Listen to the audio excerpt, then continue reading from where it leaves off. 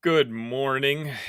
Here's another quick morning edition of Illini Cast. We're going to be here today to kind of preview the big matchup against Duquesne tomorrow. The timing just came out. It's going to be 7:40 local time. If you're watching this, please, if you don't mind, hit that like button, hit that subscribe button. It really helps out a small channel like mine. And we're just going to be following the Illinois program, hopefully through a long tenure in this tournament. And so we're going to try to be providing you content on an almost daily basis. Now, obviously, most of Illinois Nation was preparing for a matchup against BYU tomorrow, and the clash of not even the clash of styles, the similarity of styles of what the type of play BYU does is kind of what we did: 3-point shooting, an offensive explosion of sorts. But there was a certain team that decided to crash those plans, and the Dukes, they won. Don't remember the score off the top of my head, but they decided to spoil the party. And so I had to scramble a little bit and try to find someone to come on and talk Duquesne basketball with me. And after looking around, I happened to find the one guy who might have had a crazier 24-hour period than the Duquesne basketball team itself. So I welcome on Professor Healy. It's Robert Edward Healy III. Is that correct?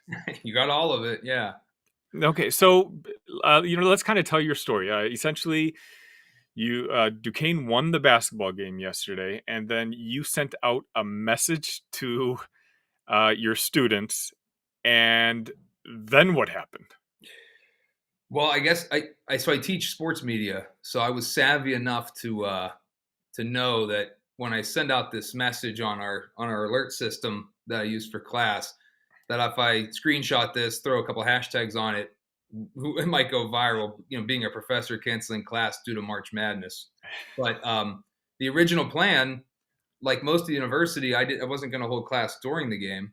But then I noticed the euphoria at the campus viewing party, and my afternoon class was supposed to start at 3:05 Eastern to 3:05 to 4:20, and I just thought I can't go force these students to go sit down on their butts and listen to a lecture right now. Um, it's March Madness, and we haven't had an NCAA tournament win here in more than 50 years, and we're swept up in it. And to me, it's part of the honestly your college experience, and what you pay for is to get to live through cool things like this. And this is really, I believe, the greatest sports event in this country or on this continent even. And so we have to let them be a part of that. So my message was, classes canceled due to March Madness, more or less. Go celebrate. I'll figure it out. So I was up last night till about 1 or so, figuring out how to rework some lesson plans, rework the syllabus, and they'll get what they need out of me eventually in that course. But yesterday was for them. That was actually my favorite part. I'll figure it out. So, are you saying right now you've kind of figured it out, or you're still in the process? No, I figured it out. I can tweak some things. It was we were supposed to study we were supposed to look at a study called Hockey Night in the United States, which was co-written by Dr. Robert Bellamy, who co-founded the Sports Information and Media major at Duquesne University with me. It looks at why hockey is not translating to TV ratings, like it could have, and it's this long history. It's just what we study in this course. The course is called Media and Sports, and it's part of the Sports Information and Media major that I founded and run. And it's sometimes I can get verbose in that class. We do some discussions and things. I can condense that and also dovetail part of it in with a different lecture, and so it just takes some unique thinking on my end, and maybe some online material that would supplement rather than be in the classroom, because we only have so many hours in there.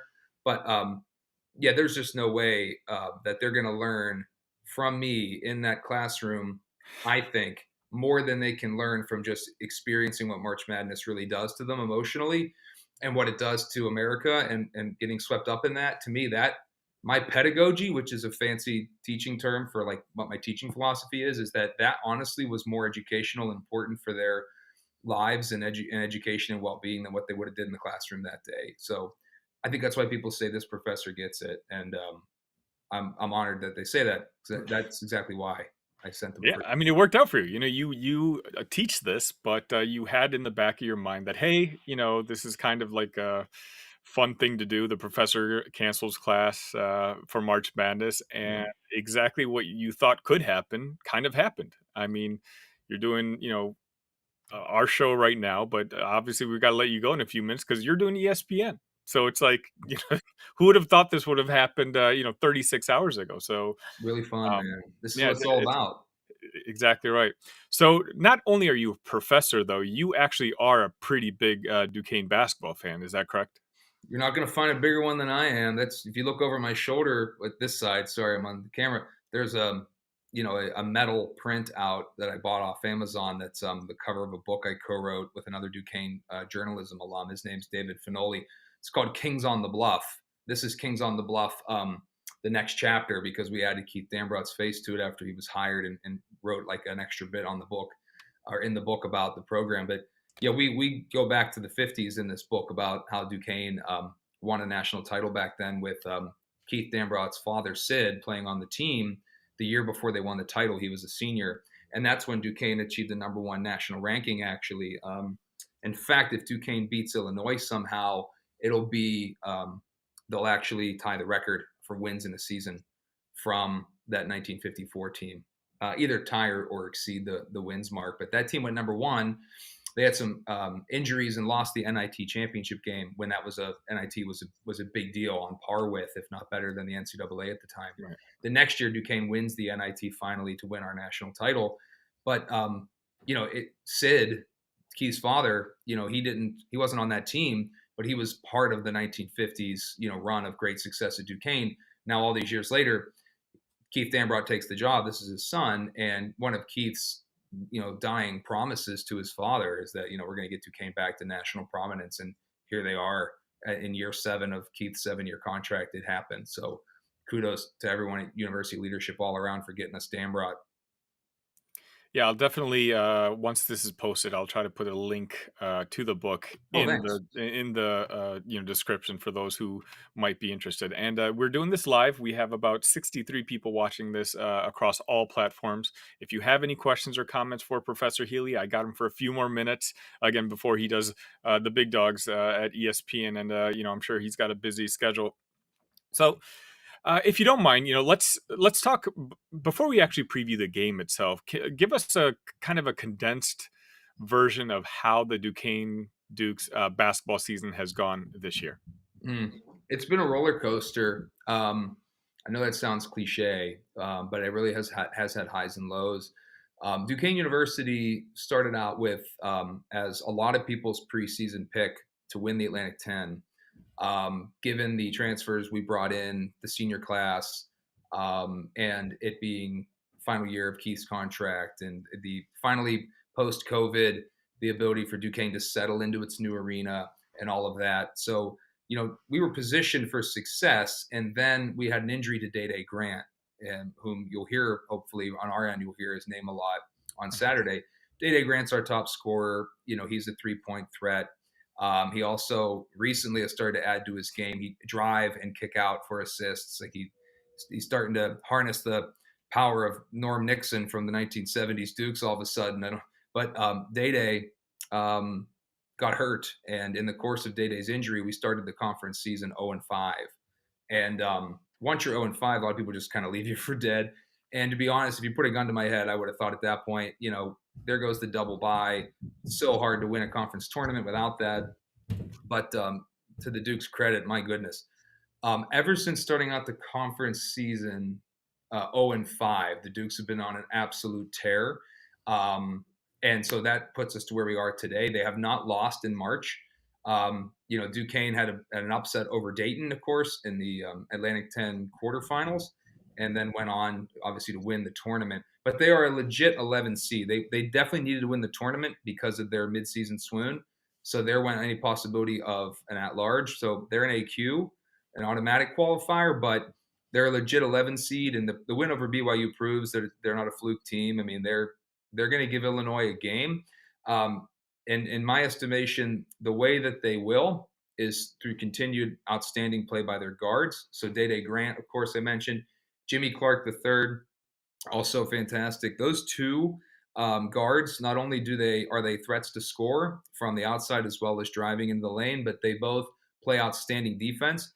Jimmy Clark, as much as I love Day Day, and I had him in class actually, um, I think Jimmy Clark is actually the team's best player overall. Jimmy Clark's on the all defensive team and joined Day Day Grant on the all conference second team, I believe.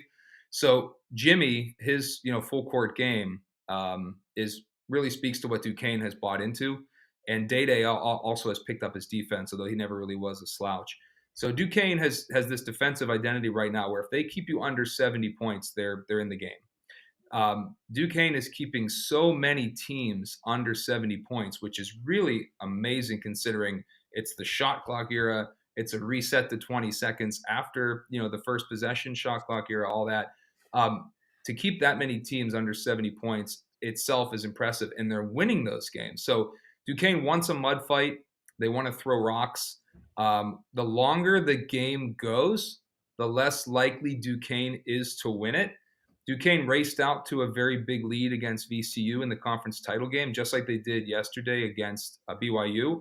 And then what happens is, at some point, the team that was favored for good reason, good teams, they work their way back, and then Duquesne has to buckle down on defense because Duquesne's offense either goes cold or the other team figures out that they took Duquesne's best punch and now it's time to counter. So Duquesne will clamp down on defense, and they take a lot of pride in that. And when you have your scorers like Grant and Clark playing that kind of defense, it builds a team mentality. These guys are ready to run through a wall for Dambrot because this is his last year. His wife is battling breast cancer. He made that promise to his father. Keith never won an NCAA tournament game despite a long, great career at Akron and now Duquesne. And so they know he's on the way out. They want to send him out on as big a high as possible. They know what he's went through with this program and with his wife and family and moving from Northeast Ohio to Pittsburgh to make good on the promise to his dad. It's really all coming together in an almost Hollywood narrative for Duquesne. So they're playing with house money, but they're also, again, ready to just run through a wall for Keith. And I'll leave you with one more name that to watch out for if and maybe we'll have a little more time if you want to ask another question. But Jakub Nečas. Jakub Nečas, a Czech player Duquesne has only recently started to get the playing time he's getting at Duquesne. Had Nečas been playing all year, he'd be like a candidate for like the conference six man of the year award kind of guy. Nečas is a true freshman, big, tall, redheaded kid. You won't be able to miss him. He can go inside and he can shoot, and so he's just a real modern, typical swingman NBA player.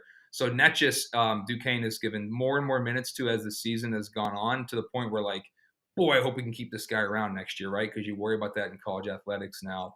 So between Nečas, Clark, Day Day Grant, and then their other the other two very notable players that I would think of immediately off the top of my head would be David Dixon, who plays their five, and then Jake DeMichael.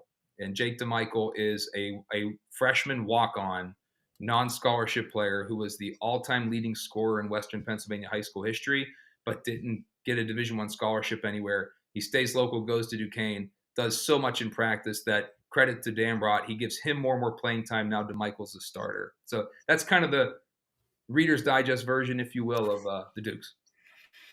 Fair enough. And again, I know you got another call shortly after this, so I'll try to keep it brief. So yesterday I kind of rewatched the BYU game, and BYU didn't seem like they wanted to be there, at least in that first half. They were nervous. They were missing some very easy shots, whereas Duquesne kind of came forth ready to play right off the bat. And obviously, in the second half, it seemed like the talent level, let's just say, of BYU started kind of taking over as they itched closer. I think they tied the game, at one point, but obviously, eventually, Duquesne did prevail. I see what you're saying, about Duquesne trying to turn it into a muddy fight, and it's hard to do against a team like Illinois because, again, we're a team that, I mean, a reasonable goal for our basketball team is to score 90 points, and we can do it, in a flash. It doesn't take very long. So, I mean, it's going to be interesting because it's just a complete clash of styles coming tomorrow. Now, you do have Day Day Grant, who is the type of player who gives Illinois some trouble, And I think he's going to be key to the game for you guys. But before I let you go, do you have a what does Duquesne need to do essentially to win that game tomorrow, and then follow that up with your prediction? Uh, I believe the Dukes, just like this season has gone, they will live and die with how Day Grant performs.